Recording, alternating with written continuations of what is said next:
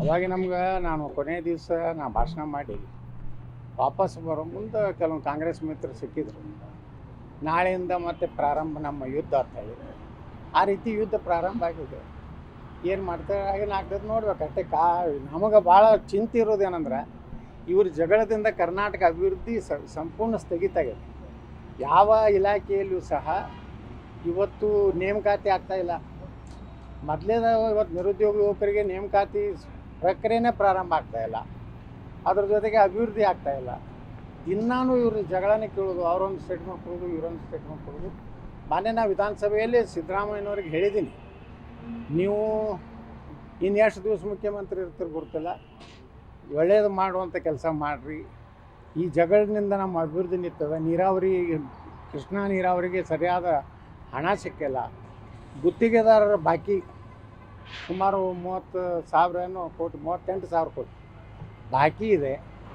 ಬರೀ ಆ ಹಿಂದೆ ಸರ್ಕಾರ ಇತ್ತು, ಈ ಸರ್ಕಾರ ಇತ್ತು ಅಂದ್ರೆ ಕೊನೆಗೆ ಆ ಜಗಳದಾಗ ಬಡವಾಗೋದು ಜನ.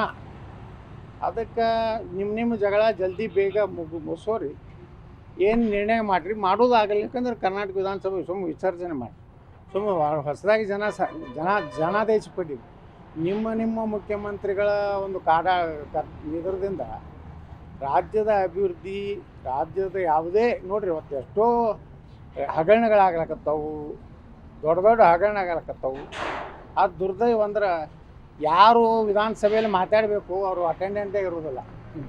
ಧರಣಿ ಮಾಡ್ಲಕತ್ರ ಹೋಗಿ ಅವ್ರ ಜೋಡ ಆಡಳಿತ ಪಕ್ಷ ಮಂತ್ರಿಗಳೋಡ ಹಲ್ಕಿಸಿ ಓದ್ಕೊಂಡಿರ್ತಾರೆ.